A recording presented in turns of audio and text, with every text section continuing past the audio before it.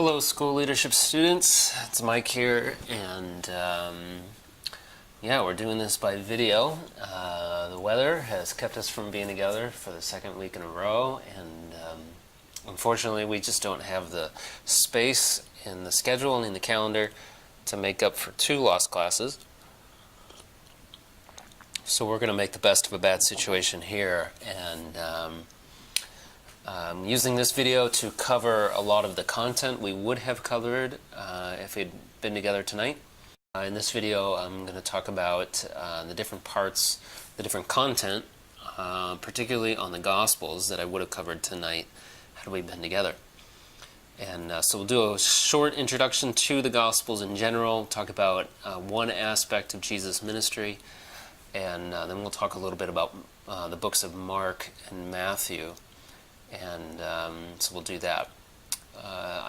Unfortunately, this won't be as good as being in the same room together where we can take questions and talk back and forth about a few things, but hopefully this fits the need and you can watch this as many times as you like over the holidays. So you've got that to look forward to too. So anyway, let's just dive right in and get into the material. First, we want to look at an overview of the Gospels in general. What are the Gospels? Where did they come from? How did we get them as they are today? What were they intended to do? What did the authors think they were doing by writing these Gospels? And how should they be read today? Those are some of the bigger questions about the Gospels. Very simply, here's a definition of the Gospels. The Gospels are carefully arranged stories of Jesus, each written within a generation of the resurrection. I'll say that again. Very simply, the Gospels are carefully arranged stories about Jesus, each written within a generation or so of the resurrection. Now, each of the Gospels was written for a unique purpose. They were collectively written on one level to preserve the witness of Jesus' life, his death, and his resurrection. So in that sense, they were meant to be historical in that way. But there's an added layer to the Gospels, and that is that the Gospels and their stories are not only intended to preserve the events of Jesus' life and what he did, but the stories also are meant to relay the meaning of what Jesus had done. Embedded in the stories are literary details that highlight the theological meaning, or if you wanted to put it another way, the cosmological meaning of what Jesus was doing.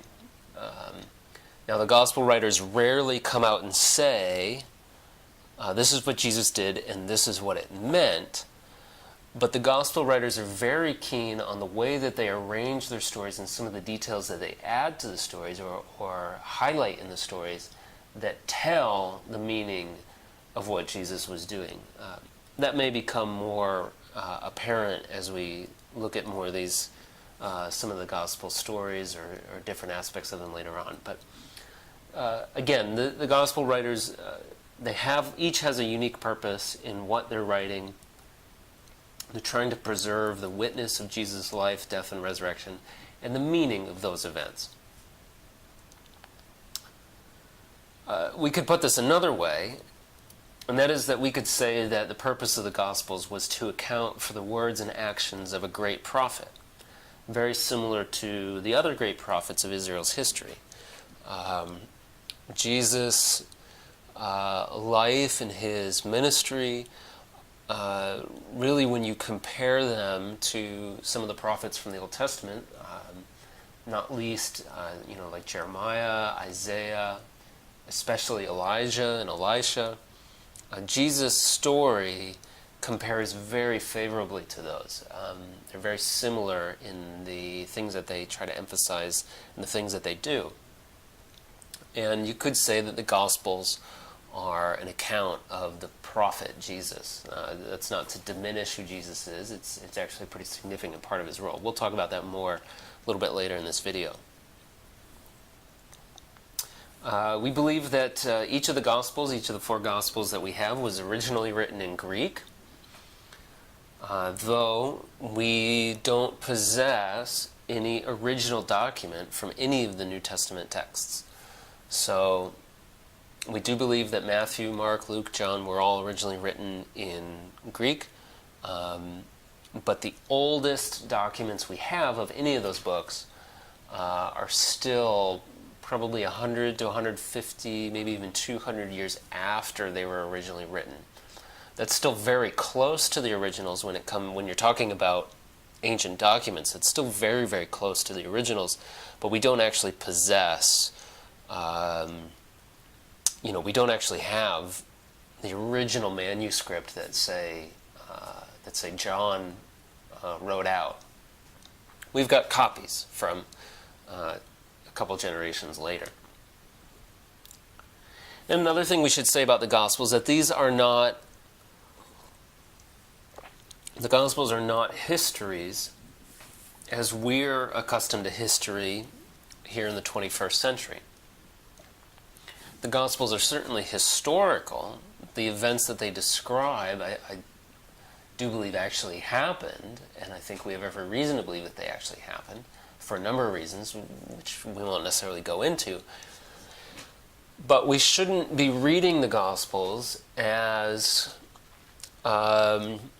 ancient newspaper accounts. That this isn't journalism as we're used to talking about journalism. This isn't just a strict retelling of what happened in order to be, accurate, 100% accurate in the way that we're used to expecting from our newspapers or from our online media, news sources, or listening to NPR or something like that. In the ancient world and in the first century, writing history certainly was an attempt to get the events down on paper, parchment, but writers in the first century and in the ancient world, it wasn't as much a concern to get the details down exactly as they happen, like some outside observer, some disinterested party. That's kind of an invention of the Enlightenment of a couple hundred years ago.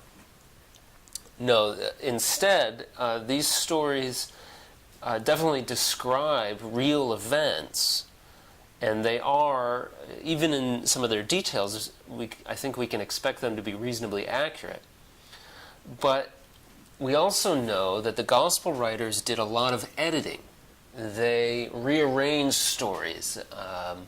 They put one story alongside of another that may not have happened next to each other chronologically in real life, but the events of these two stories put next to each other help explain each other. They help tell the meaning of these events. A very good case in point is the story of Jesus going into the temple and finding money changers and people selling things that were needed for sacrifice and that sort of thing. You remember this story. Jesus goes in the temple, he looks around, he's upset with what he sees going on in the temple courts, and he starts overturning tables or opening up cages and all that business. Well, in Matthew, Mark, and Luke, that event happens in their books after the triumphal entry. So it happens in the last week of Jesus' life. So it's at the very end of his life in Matthew, Mark, and Luke. In the book of John, however, I forget exactly which chapter it happens in, but it happens very early in his gospel. It might even be like chapter 3 or chapter 5, somewhere in there.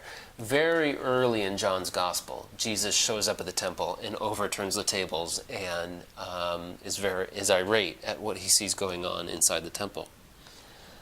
Now, why would he do that? Which one is more accurate? Which one is right? I think any of the Gospel writers would have all said they were all right to do what they did in where they placed that story. Whether it actually happened towards the end of Jesus' life or whether it happened towards the beginning of his ministry,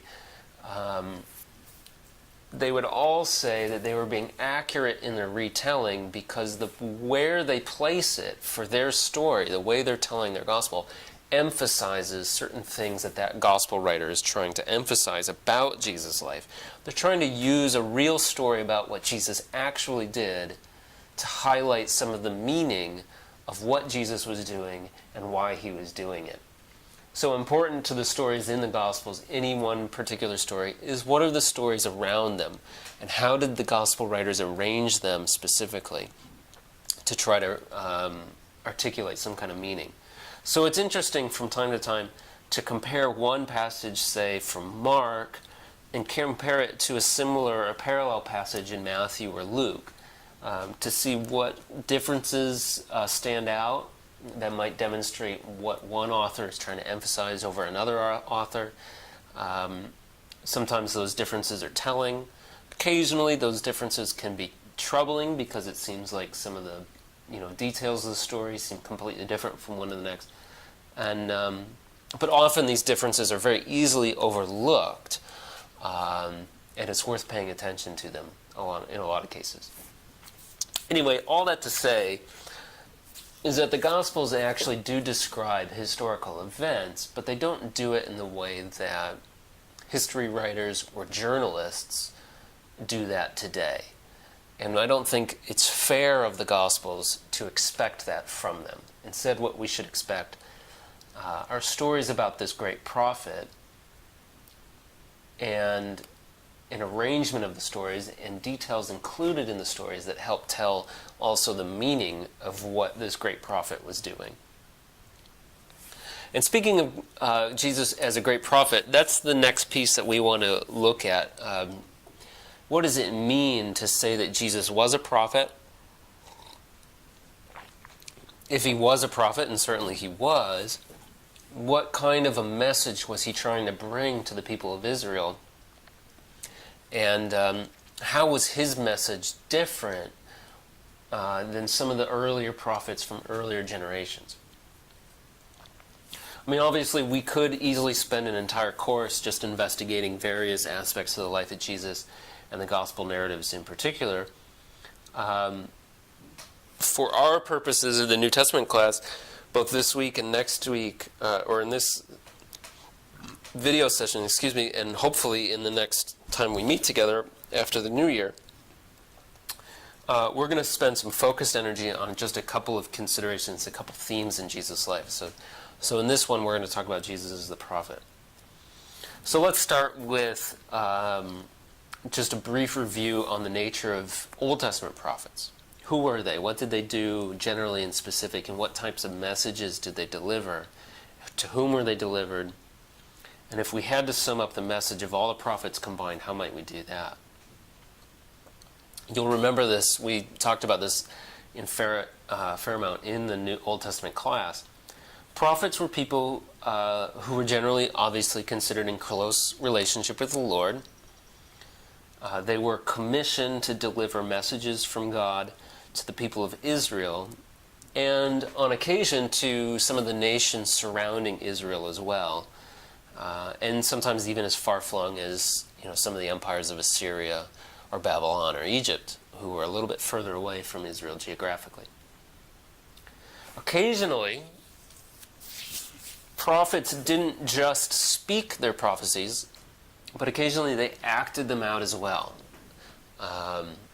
Isaiah did this, Ezekiel did this, Jeremiah did this, where there was something that they had to do, and their actions were a prophecy.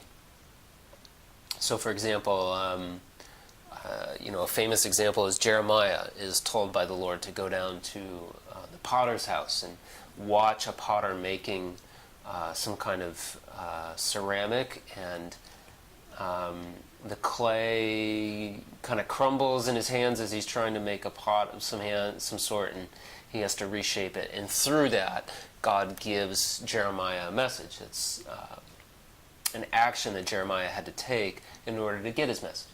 In other cases, Ezekiel,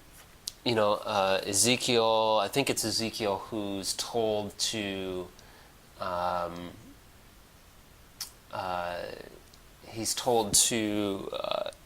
use his own excrement as fuel to build a little fire and bake his bread over it. And that action became a message for the people of Israel. So, prophets from time to time wouldn't just speak their prophecies, but they acted them out as well. Generally speaking, of course, there were two kinds of prophetic messages. On the one hand, prophets would warn the people of Israel about coming judgment if they had been faithless to the Lord, and particularly to his covenant with the people. The prophet would have to stand up and tell the people that they'd been unfaithful to the covenant, and that they could expect some very real consequences from that. So that's one half of the message that a lot of the prophets have. Other messages were pronouncers of hope, rescue, restoration, on the basis of God's faithfulness to the covenant. So you've got this two-sided prophetic message, warning for the people who were not being faithful to the covenant, and promise and hope for the people because of God's faithfulness to his covenant, that they would be restored, that they would be redeemed. Two sides to prophetic messages generally. It should be noted that often the prophets are looking ahead to a coming day of judgment or restoration, or both at the same time. They did have in mind a specific day in history in which there would no longer be a time for the nation to alter its path, and that would either mean judgment in the form of Assyria coming, or Babylon, the exile, or a day when their hopes would be restored and they'd be allowed to return to their land. But basically, in summary, the prophets called people, especially the nation of Israel, to covenant faithfulness. The prophets would cite God's own faithfulness to the covenant and his goodness, and the prophets would continually call people back to being who they're supposed to be as the people of God. They're to reflect God, their Father, to the rest of the world.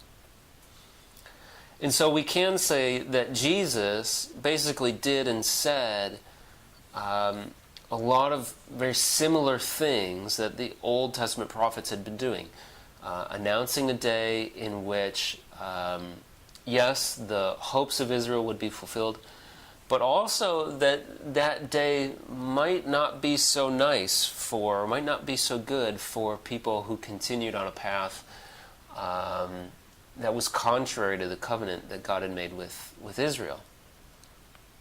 That it would be a day of judgment for the rebellious, but a day of salvation, a day of rescue for the faithful.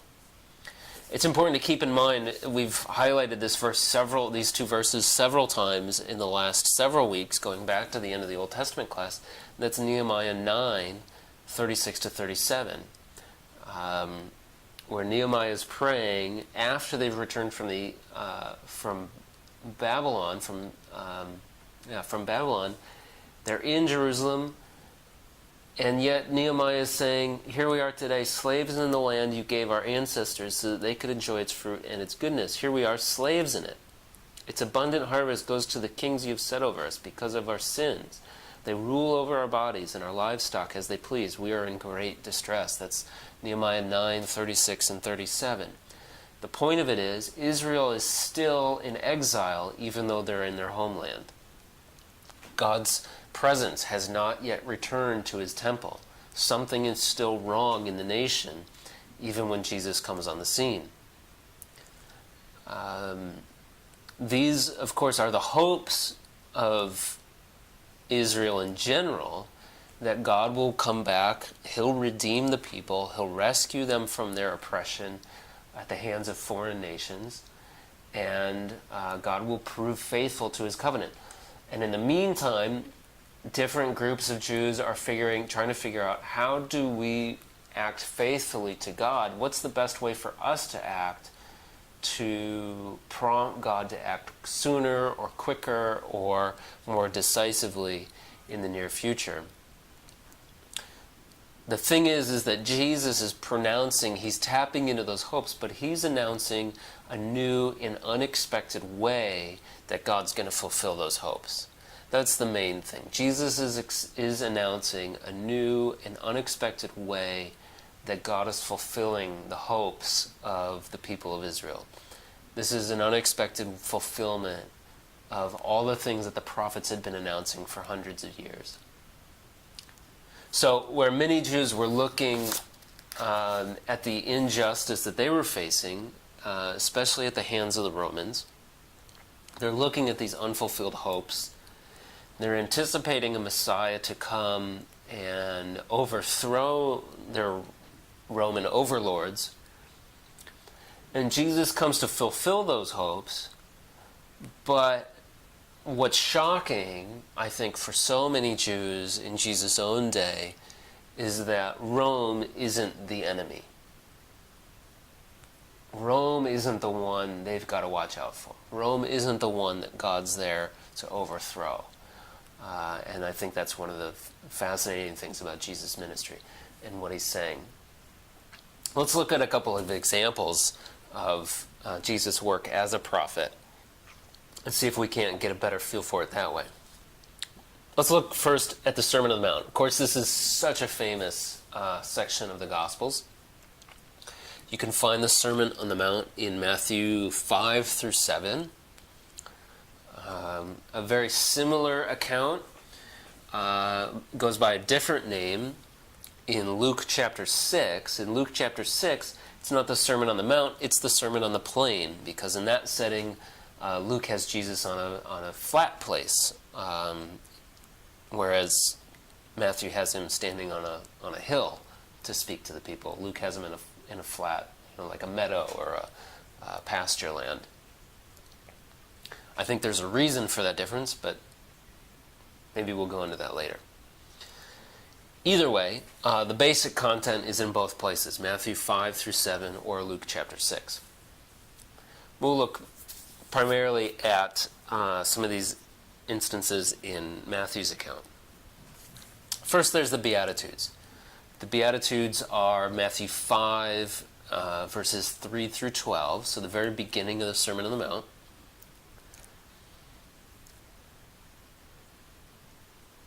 And the Beatitudes could be read as a redefinition of who the true Israel really is. Because you understand, in Jesus' day, the Jews are all trying to figure out, a lot of them are trying to figure out, how do we act best in accordance with the covenant so that something like the exile never happens again? Or, how do we act best as Israel? How do we be as faithful to the covenant as possible? Not just so that the exile never happens again, but so that it'll actually come to a very real end, that God's presence would come back to us, that he would fill the temple, and that we would have a political autonomy again. But the Beatitudes, and they're trying to figure out different ways of doing this. How do we be a faithful people? The Beatitudes is a redefinition of how to be the real Israel, how to be the faithful Israel. The true Israel is not comprised of those seeking to, and I think this is where some of the background comes into play, the true Israel is not comprised of those looking to overthrow the Roman presence with swords and spears, but instead, the true Israel is a people of the meek, a people of the peacemakers, a people of the poor in spirit. This is very contrary to what I think most of Jesus' audience would have been anticipating at the time. What is he doing? He's redefining who the faithful people of God really are. Now, Jesus moves from these Beatitudes into a quick story about salt and light, that Israel is salt and light. This is Matthew 5, 13 to 16. This is the section that comes right after the Beatitudes.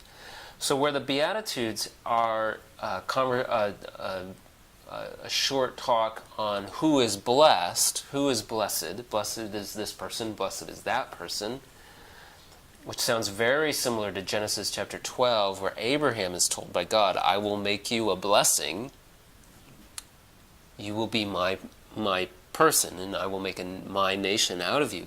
You will be a blessing in order that you will be a blessing to everyone else. And that's the salt and light part. The Beatitudes are, Israel is blessed, and here's how. Salt and light is, Israel is now meant to be a blessing to everyone else. And this, I think, is a part of the calling that Israel had largely forgotten. This is an outward perspective, asking how Israel can bless the rest of the world. If we were to paint a picture that best described this, it'd be like Israel saying that, God's intention would be that he would be like the sun shining down on the earth, and Israel would be like, a set of,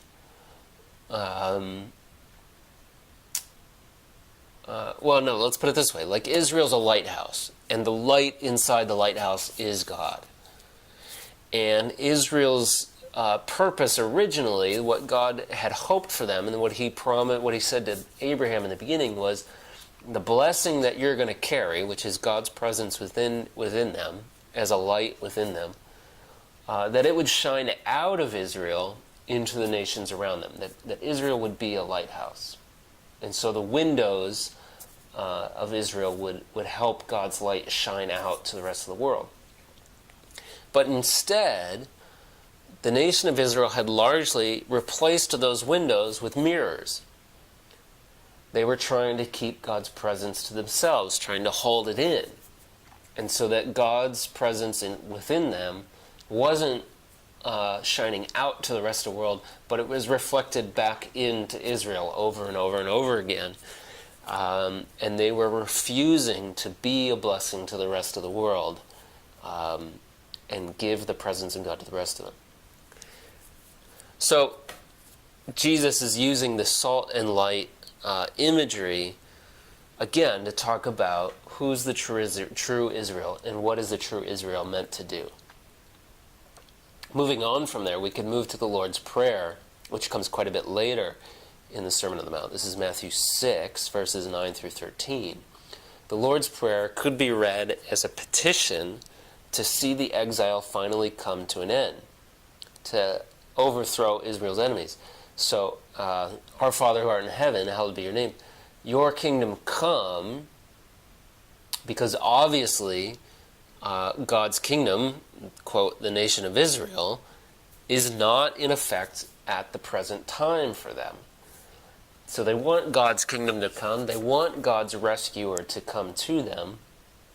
They want his will to be done, because obviously the will that's being done in the present isn't God's will. It's actually Rome's will.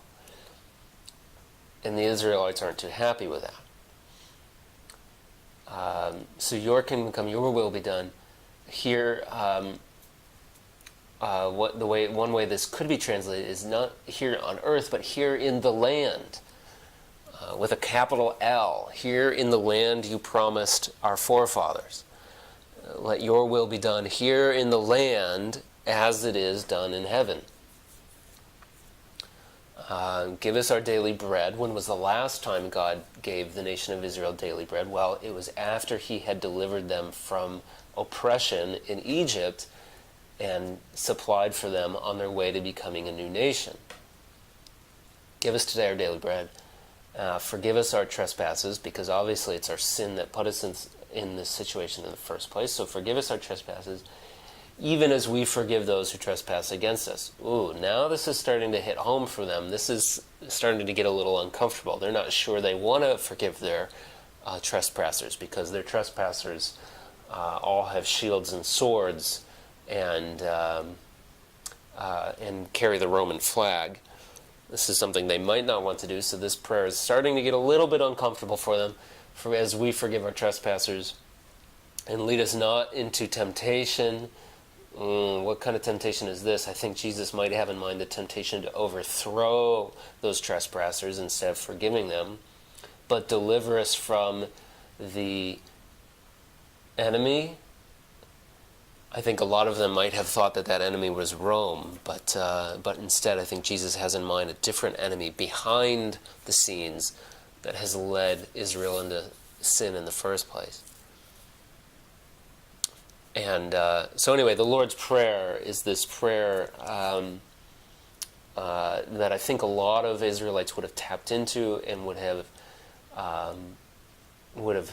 really loved, up until Jesus starts to say, actually your enemy's not Rome, it's something else. And I think it would have just flipped that expectation a little bit on its head. Another portion of the Sermon on the Mount is the antitheses. This is a large section of the Sermon on the Mount, Matthew 5:21 through 48. This is all the portions of the Sermon on the Mount where Jesus is saying, "You have heard it said such and such, but I say." Those are antitheses. You've heard this, but here's the antithesis, I say this. Those are called the antitheses.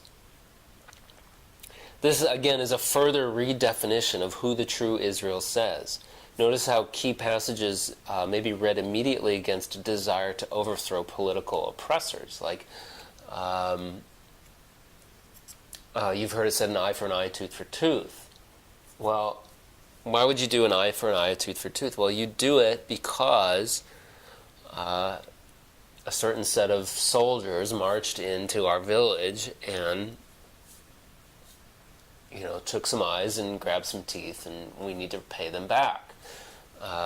Or if a soldier comes along, and they could do this, if a soldier came along and asked you to carry his clothes, or asked you to walk with him a mile, go with him 2 miles.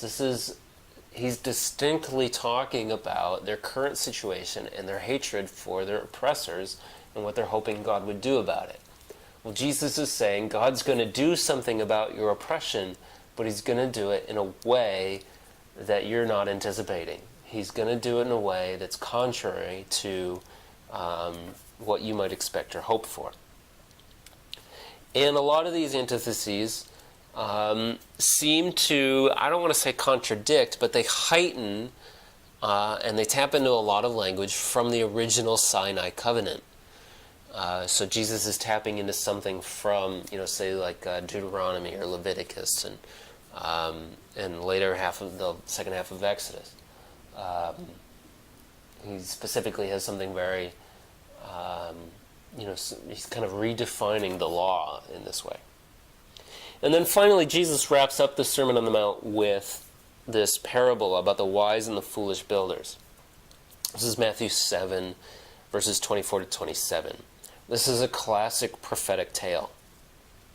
It essentially says that though Jesus' words may sound unusual to those that are listening, they are the words of the Lord. It would behoove those listening to line up, to get into the right camp. This is a classic prophetic story where there's a warning. There's a day coming. There's a day coming. There's a storm on the horizon. And Jesus is saying, if you continue on the road that you're on, you're like the builder who builds on sand. But if you do what I'm telling you, if you follow the direction I'm going, you'll be like this guy who builds on a rock, and you'll withstand the storm that's coming. If we were to translate this to an older generation of biblical characters, this would be like as if a prophet had come into Jerusalem before their exile and had said, "There's a storm on the horizon, and its name is Babylon. Do what I tell you to do, and you'll be able to withstand this storm that is Babylon. But if you keep going the way you're going, this house and everything it stands for is going to crumble and fall and be washed away into the sea." That's what Jesus is saying. He's saying there's a day coming in the near future where things aren't going to turn out very well for you if you keep going the way you're going. But if you listen to my words, you do what I tell you to do, you change your expectations about what the Lord's doing and how He's doing it, you're going to be just fine. You're going to come through it. So this is how a little bit about how the Sermon on the Mount really is a prophetic message. It really is very similar to some of the many Old Testament prophets. In particular, I think Moses. I think the Sermon on the Mount is kind of like a new Deuteronomy of sorts. We'll talk about that more a little bit later in the video. Okay, moving on to the parables. Parables are also prophetic messages. Parables are not, maybe you've heard this said or taught in one context or another, the parables are not timeless truths per se. The parables speak to the first century Israel, their situation. It talks about where Israel is in Jesus' own day. They talk about their culture and their surroundings, what they're facing. Jesus is pronouncing the fulfillment of Israel's hopes through the parables, but he's doing it in a paradoxical way. He's talking about what God is up to right then and there in Jesus and through Jesus right in front of their eyes. But these things, what God's up to, would be easily missed if you didn't have your ears open, if you didn't have your eyes open, looking for what God was up to in this new and unusual way. Let's look at an example, the parable of the sower. This is Mark 4, verse 3 through 8. This would be familiar to most of you, I would think. And the parable of the sower, I think, should be read as a story about Israel.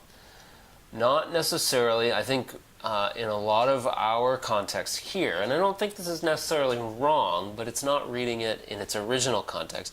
A lot of us have read this story as a modern-day tale about what happens when we try to evangelize to people and what we should expect from that. But that's not originally what Jesus meant by it, I don't think. I don't think Jesus originally meant this is what's going to happen throughout the ages when people try to when Christians try to preach the gospel to others. I think what he was actually saying is something about what God was up to in and through him while he was trying to minister to the nation of Israel in his own day. Here's the parable. Listen, a farmer went out to sow his seed. As he was scattering the seed, some fell along the path, and the birds came and ate it up. Some fell on rocky places where it did not have much soil. It sprang up quickly because the soil was shallow. But when the sun came up, plants were scorched and they withered because they had no root. Other seed fell among the thorns, which grew up and choked the plants, so that they did not bear grain. Still other seed fell on good soil. It came up, grew, and produced a crop, multiplying 30, 60, or even 100 times. The seed can be read as the remnant of Israel, the true Israel that we were talking about in the Sermon on the Mount. This is the true Israel, which will be sown back into the land following their long exile. The farmer, God, goes and sows his people into the land after their exile. Of course, the sower is the Lord.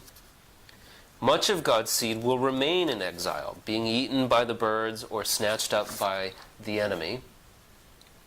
But in the places where the seed takes root, and this will only be a small portion of those who come back from the land, or come back to the land, only a small portion will actually take root. But their harvest, the fruit that they see come out of their identification with what God is doing, their harvest will be enormous.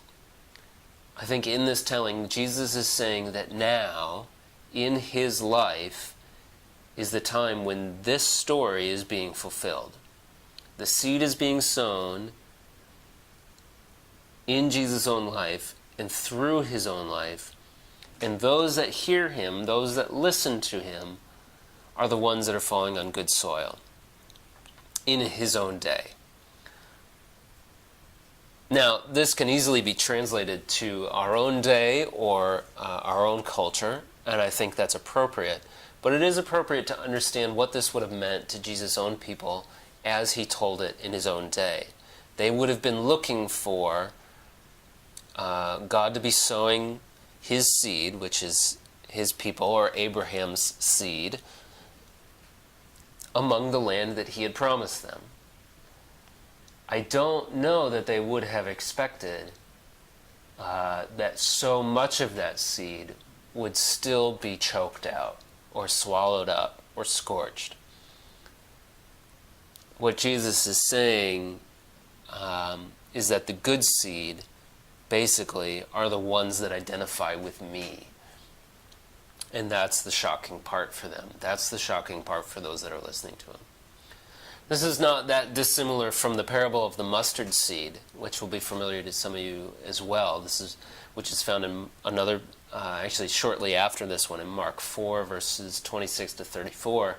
The mustard seed indicates to Jesus' audience a real surprise that the kingdom isn't coming with fanfare or symbols, that Jesus isn't overthrowing the enemies of the nation with swords, but instead it's coming very quietly.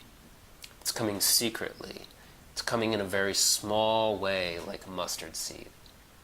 Nevertheless, eventually, in time and almost unnoticeably, it will be a large plant and give shelter to all sorts of plants, all sorts of animals, all sorts of different kinds of life. This is exactly the way Jesus' own life played out. The parable was a parable about who Jesus was and what he was doing and how the people could identify with that. Another parable that fits that same framework is the parable of the prodigal son. Again, this is going to be familiar to most of you. This is in Luke chapter 15. The prodigal son speaks about what is about to break through in Jesus' own life, through Jesus' own lifetime. The parables are about what's happening in the person of Jesus. And in the prodigal son, God the Father loves both of his children, the obedient son, who is traditional Israel, as well as the rebellious son, the rest of the pagan world. The prodigal pagan is about to enter the kingdom and will be granted full rights. The obedient Israel had better watch out how he reacts to the behavior of the father, which is so scandalous, in welcoming this prodigal and welcoming the pagan nations. This is a warning to Israel. This parable is a warning to the people of Israel. In its original context, I think this parable is, yes, it's about God's love for the prodigals. It's about God's love for the entire world, particularly those that have spent their lives in foreign nations or in pagan nations. But it's, I think, primarily a warning to the nation of Israel in Jesus' own day about the attitude that they take to the surprising thing that God is up to right in front of their eyes. Will they accept what God is doing, or will they reject it and keep themselves hard? The parables are largely, and this is something that I think is new for a lot of people, The parables are about what Jesus is doing right then and there, what God is up to during the first century through Jesus' life, or what he's about to do through Jesus' death and resurrection, and what that means for the nation, what that means for the people at large. They're not timeless tales that we can simply rearrange and reinterpret for our own day. I think that's reasonable. I think that can be done, just the same as it can be done with any other passage, but that's not their primary purpose, or at least not when Jesus was saying them at the time. Their primary purpose was Jesus describing what he was doing and how what he was doing was the work of God, and how that was so surprising to people in his own day. This is the point where I would ask you if you had any questions. So you might have questions, but I can't answer them because this is a video. So instead, we're just going to move on from this theme of Jesus the prophet, and instead we're going to talk about the book of Mark. Let me pause and take a sip of my tea. Okay, the book of Mark. Now, most believe that the book of Mark was the first of the 4 Gospels to be written.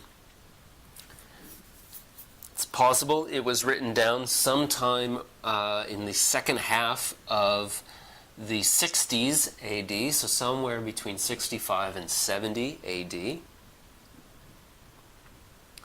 Some of the background that may be helpful for that is that in AD 64, a fire swept through Rome and demolished maybe like a quarter to a third of the city. So very bad fire swept through the city of Rome. And Nero, who was the emperor at the time, he erroneously placed blame on the Christians.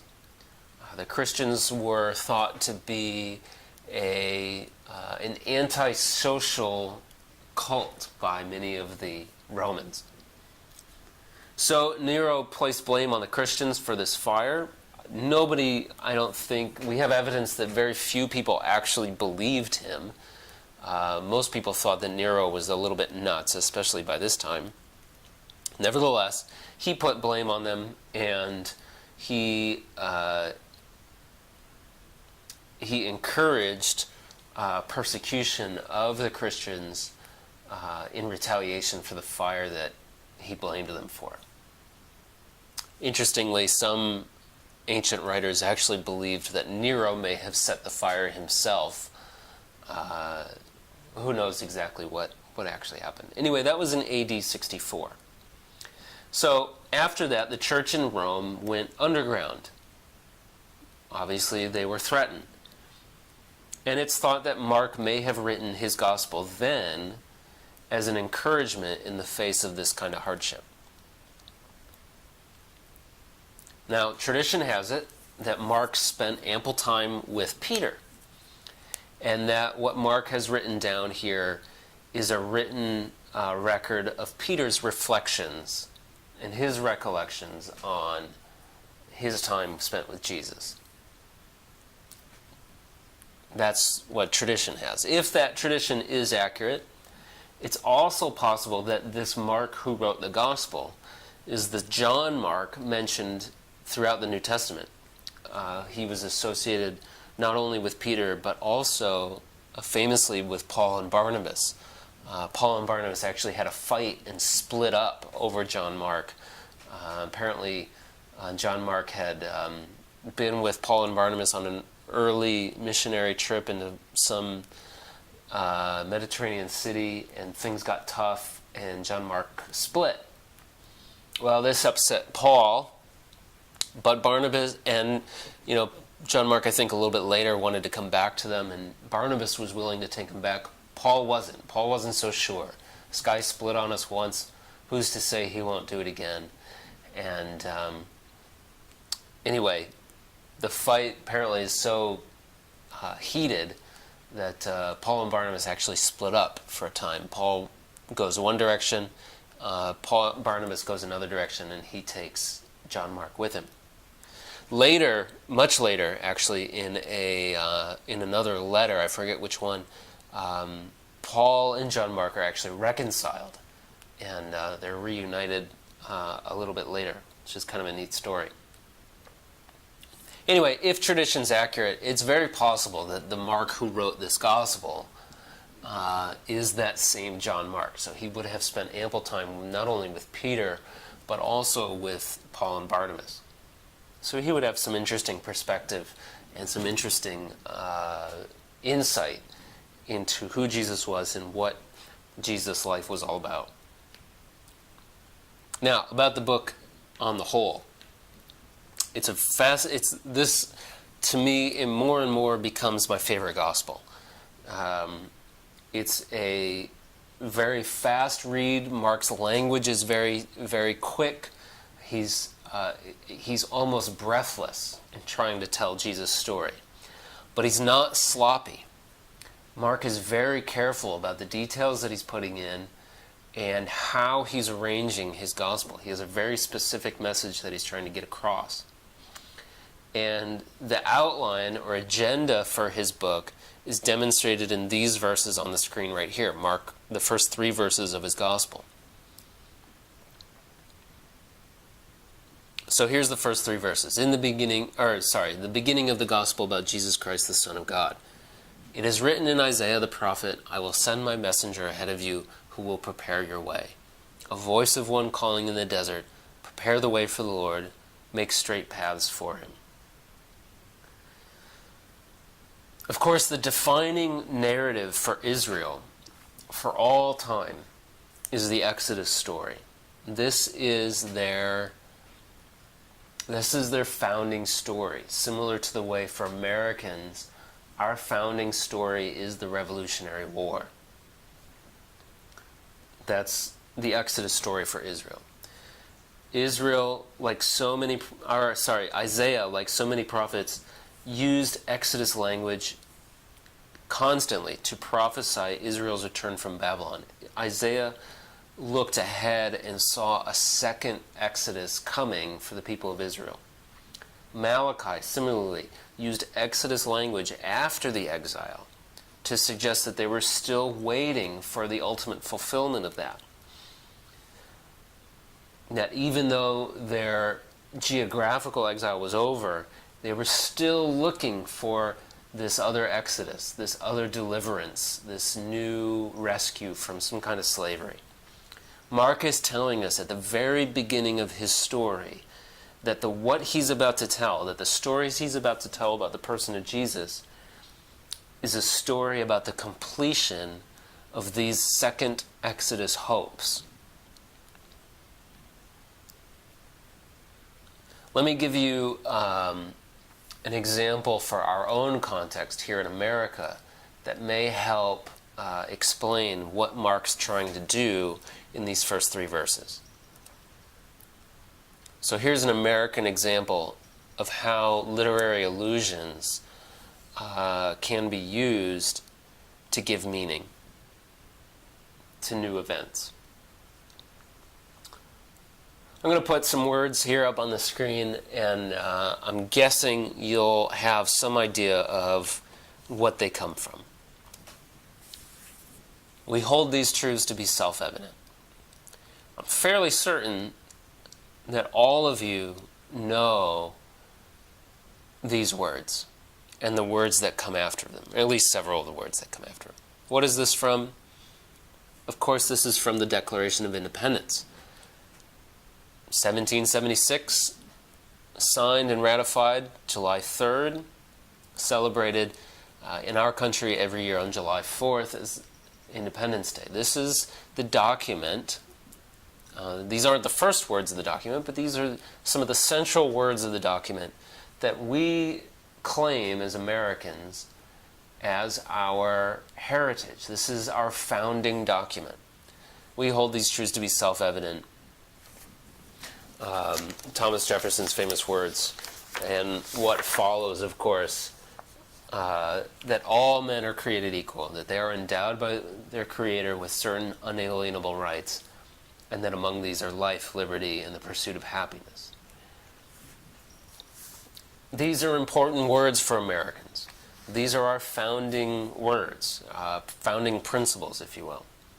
And of course, they were written in 1776 and signed in the midst of the Revolutionary War that eventually formed us as a nation, an independent nation, separate from the people of England. Here's another set of words from another famous, another famous document. 77 years ago.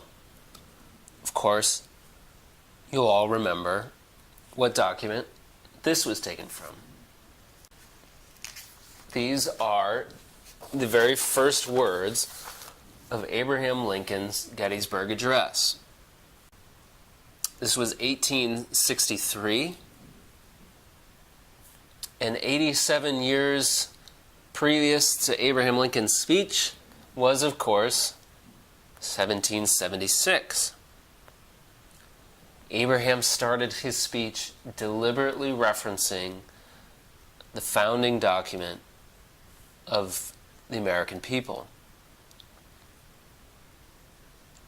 Why would he do that? Well, obviously, 1863, Gettysburg Address, following this critical and decisive battle in this great civil war that was being fought to try to... This war was going to determine whether this whole American experiment was going to work or whether it was going to crumble under the weight of the differences between the North and the South. Abraham Lincoln is in a crisis. The nation is in a crisis. And he, to ground himself and to help ground the nation, he reaches back to these older words, this much older document, this 87-year-old document in his day, and references many of the themes embedded within that Declaration of Independence. What's he doing? He's alluding to an older document and reinterpreting its truths or its principles for his own crisis situation. If you were to read through the rest of the Gettysburg Address, it's only about a half a page long, not even.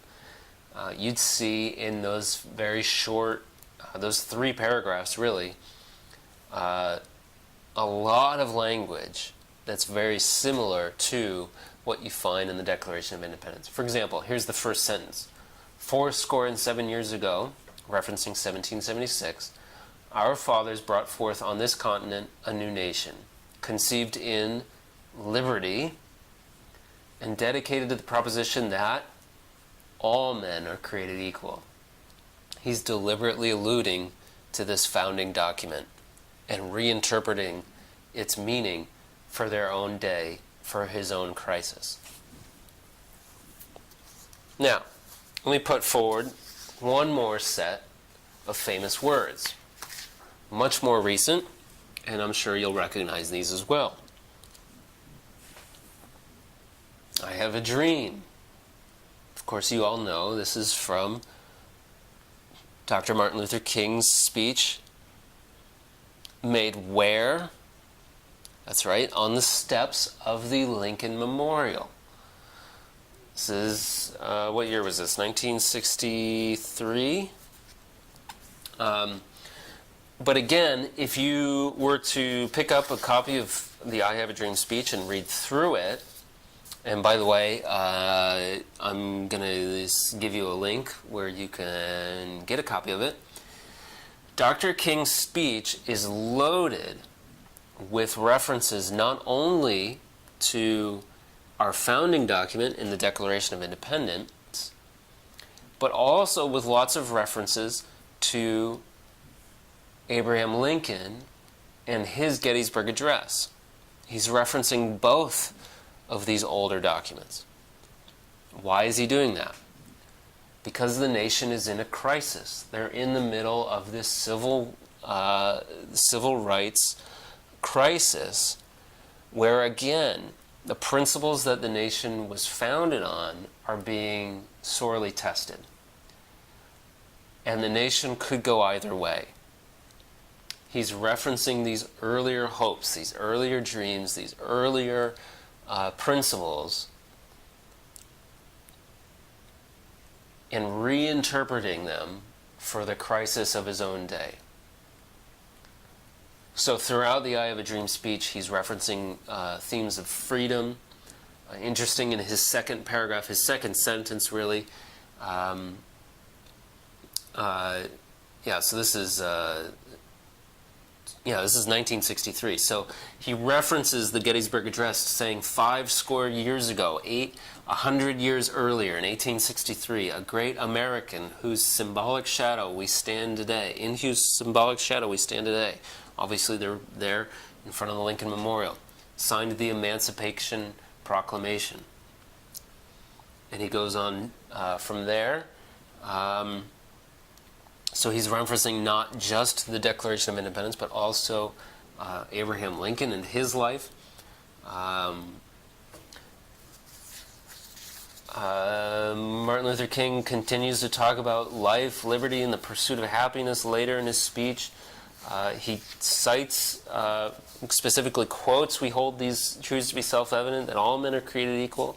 He talks about freedom and justice over and over again. It's a beautiful speech.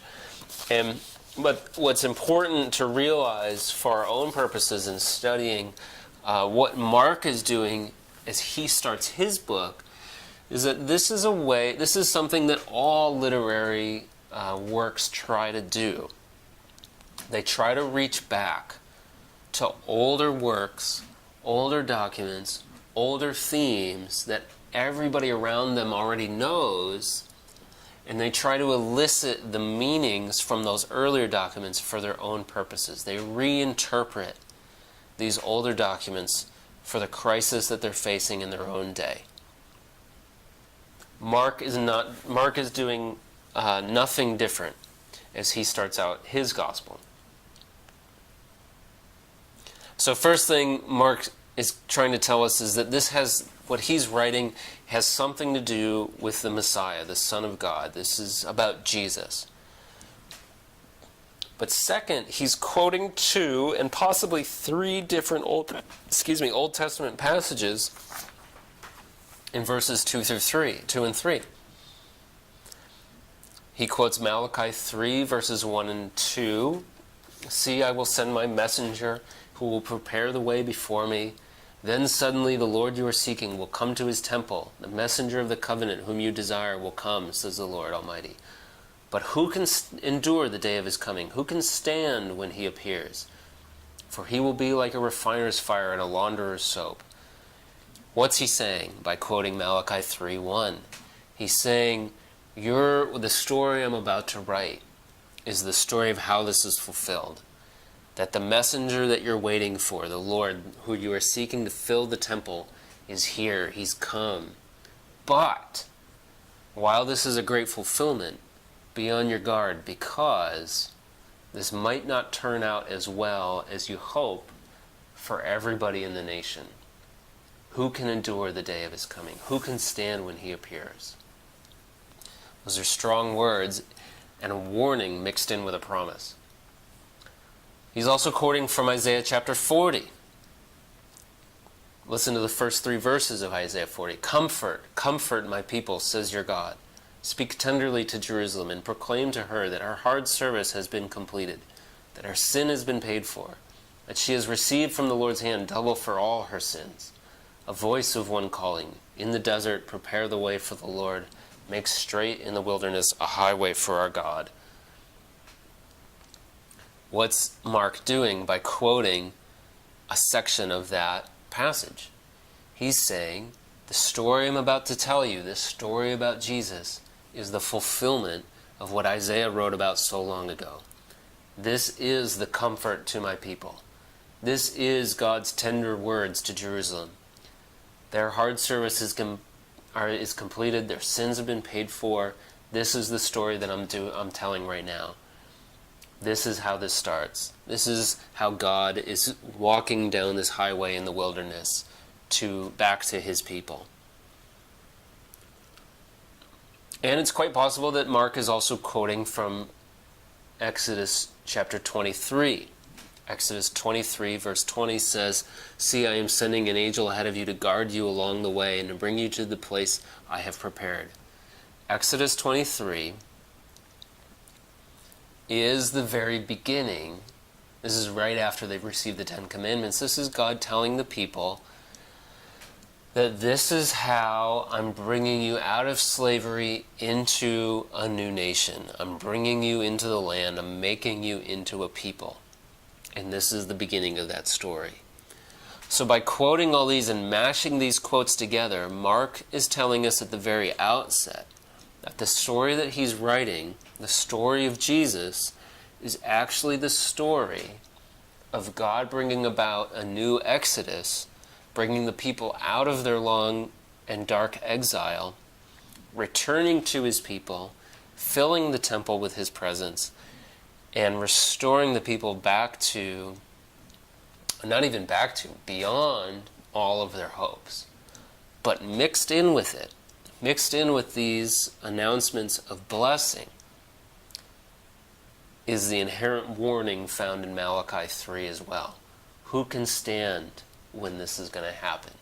Who's going to be able to endure the day of this coming? Jesus' story is going to be a huge blessing, but it may also serve as a dire warning for those that aren't already clean or aren't already refined or won't allow themselves to be refined by what God is doing in and through the person of Jesus. That's the story that Mark writes. It's a story of second Exodus. It's a story of a return from exile, and how that happens in the person of Jesus. Okay, let's move on to the book of Matthew. Matthew is commonly regarded as the most Jewish of the four Gospels. It's loaded with Old Testament quotations, and as it is written, indeed, Matthew sees the entire Jewish story from Abraham all the way up through the exile as the backdrop to his narrative about Jesus. Jesus is the culmination of all that God has been doing in and through the Hebrew people since Abraham's day. How do we know this? We know this in a couple ways. We'll look at the genealogy that he sets up at the very beginning of his Gospels, and then the Beatitudes and the woes that he has in different parts of his Gospel. Let's look first at the genealogy. We all saw already that Mark starts his Gospel with quotations and allusions to these ancient documents, and how these first few verses in Mark set the stage for everything that Mark's going to tell them from that point onwards. That this is like the introduction to the book, telling the readers, this is the key to understanding what I'm doing. That's the case for a lot of ancient documents. That whatever you're reading at the very beginning of an ancient document, whatever you're reading at the very beginning of a biblical book, especially the New Testament books, whatever you see at the very beginning is largely going to be a clue to how you should interpret the rest of the book.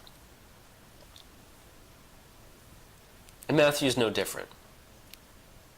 But he does it in a bizarre way, or what seems to us to be bizarre. He starts off with this boring genealogy. What are you doing, Matthew? You're killing us.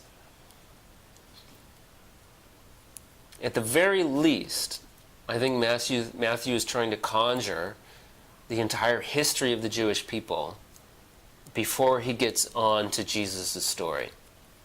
What he's telling his reader, what he's telling us is, you ought to have in mind the promises given to Abraham, not least in Genesis 12, Genesis 15, Genesis 17, and Genesis 22.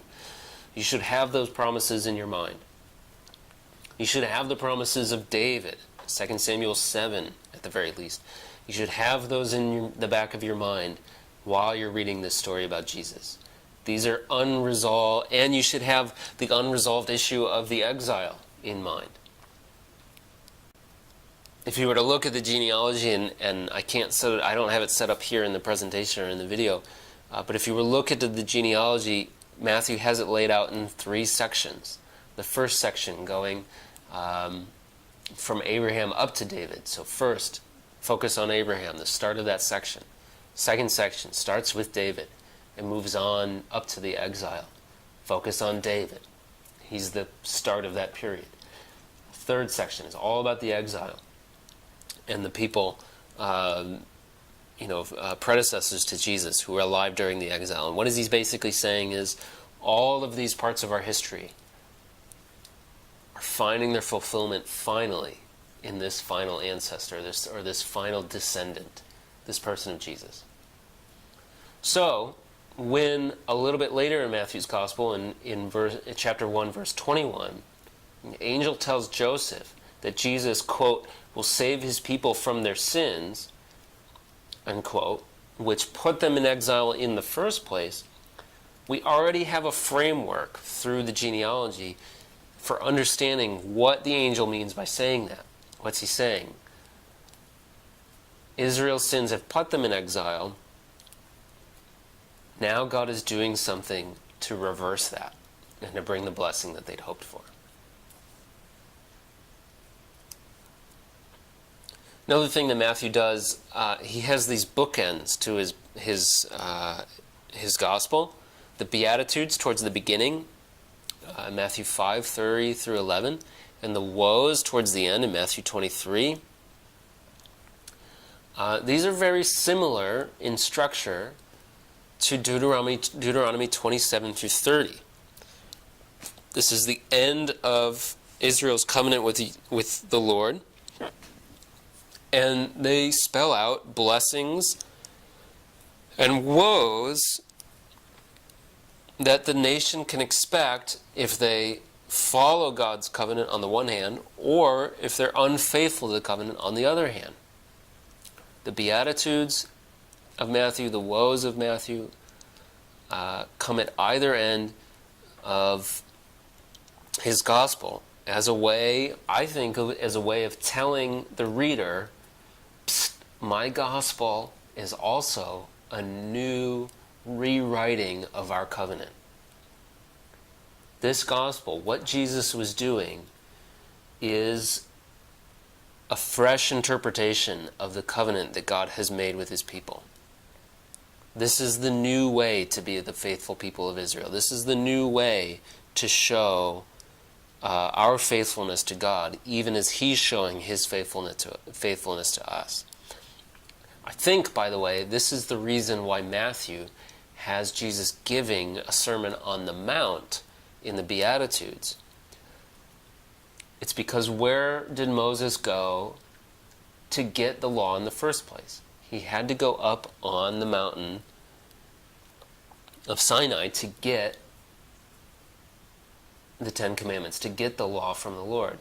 And in Deuteronomy 27 through 30, he's up on the mountain again, retelling the law to the people, up on a different mountain, this time outside of, just east of Israel.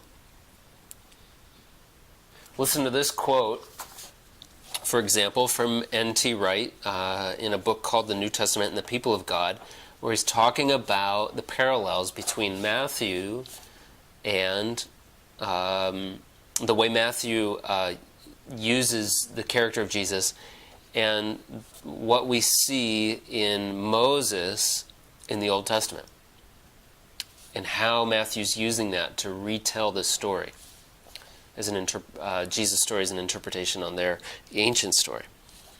Here's the quote. Israel has indeed fallen into the curse of exile because of her sins.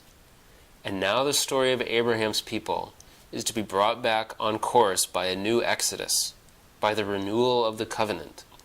As a result, Israel is again faced with a choice, life or death, curse or blessing, the house on the rock or the sand, the wise or foolish maidens, the sheep or the goats. Jesus, like Moses, goes to his death with promises and warnings still ringing in the people's ears. After his resurrection, Jesus, like Moses, goes up to the mountain and departs from his people, leaving them with a commission to go in and possess the land that is, the entire world.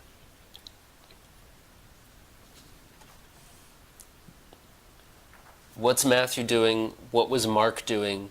They're retelling the story of Jesus, what he actually did, what he actually said, what God was up to through him.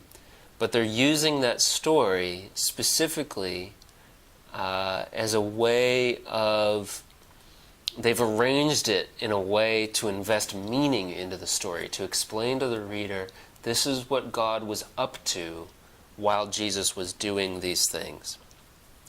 That's what the Gospels were up to. That's what the Gospels are all about. And specifically, that's how Mark and Matthew have set about doing it.